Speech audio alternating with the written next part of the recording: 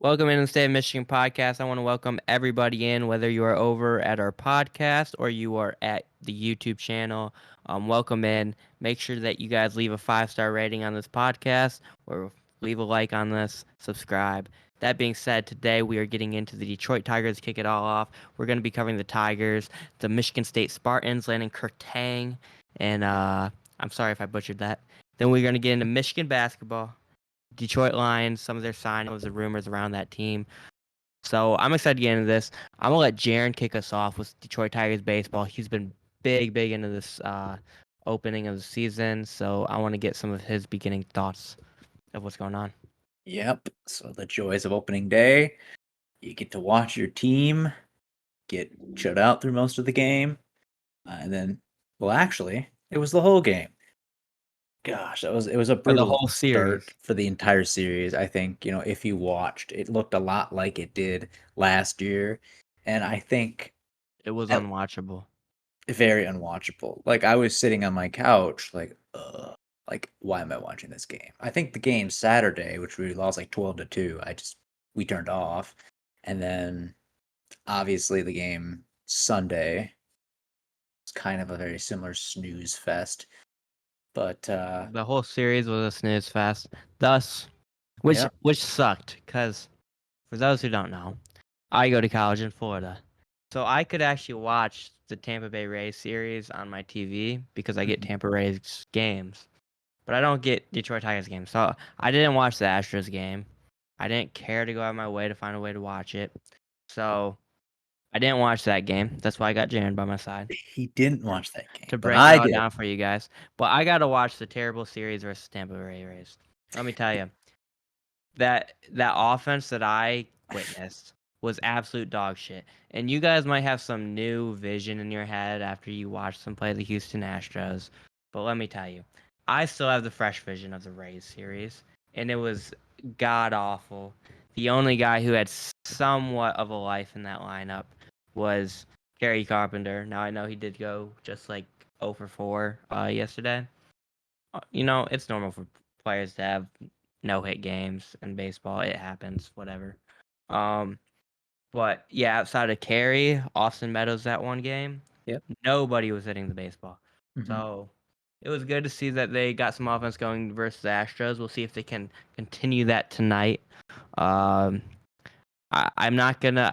I'll let Jaron do it because I feel like he's going to do this, but I'm not gonna get into the whole division. I know I think the freaking Twins is 4-0, but like Yep. that's really all I know. So Yeah, yeah, the Twins are 4-0, but I don't let's even pay focus on attention. five. Let's focus on 500. That's what I'm focused on.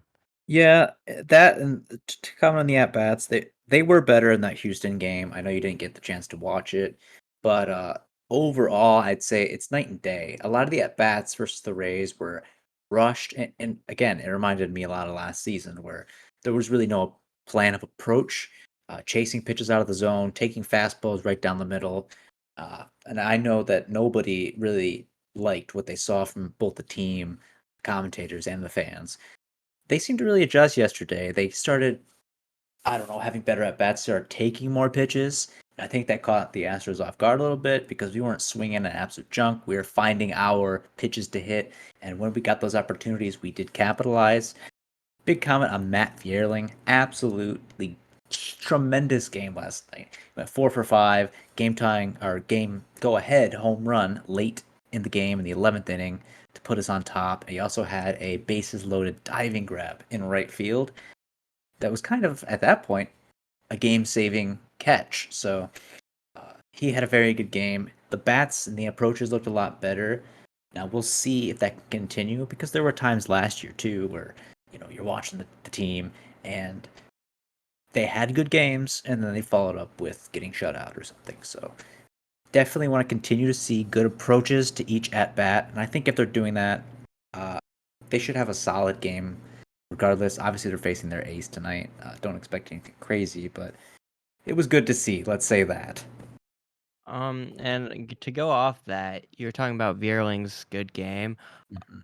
Based off what I could see, looking off the box score and whatnot, one of the positive things that I took from the game is I want to say Torkelson got on base twice that Mhm. game, which Yeah. was positive as he's a guy that the Detroit Tigers need to get going and make a big jump this year. So it was good to see him and get on base a couple times, as well as going back to the Tampa Bay Rays series. Although he didn't have the best batting average in the series, he was hitting the ball hard. So it was good to see that he was hitting the ball hard. And then to move into that Houston Astros series for him to build off that, get on base a couple times. I know he scored at least once. He may have scored twice. I'm not sure. So it was just good to see that jump for him. And that leads me into a question. Mhm. It's the last question before we jump to topics here. Do you think Jonathan Scope will be? Well, clearly, we're not going to be able to trade him. But do you Right. think he'll be a Detroit Tiger by the end of, not even a Detroit Tiger, but in our system by the end of the year? Like, do you think he gets cut before the year ends? I would say that I don't think so, because if you really take a peek at kinda how they've handled Scope recently, if they really had an idea of him being part of this organization in the future or really had this give him this chance, you'd see him involved in the lineup more. Now, obviously tonight, before tonight's game on Tuesday the 4th, uh, is with the time we're recording this, he's slated to play third base tonight. I believe he's batting somewhere near the bottom of the order. Uh, but McKinstry's gotten a lot of significant at bats and more spots in the lineup. I think if they had planned to keep him around and keep him as part of the future, you would have seen him be established more. Now, that doesn't mean to say that he can't play himself uh, into a role where he gets hot, gets put in the lineup, and then we potentially could trade him. But I think the Tigers already in their minds plan to move on from Scope regardless. I mean, his numbers haven't been great. Defensively, Yeah. he's not as quick. I mean, he's really good with the glove, but he's not as quick as some of these younger guys. So I think for sure, I don't think he'll be part of the system.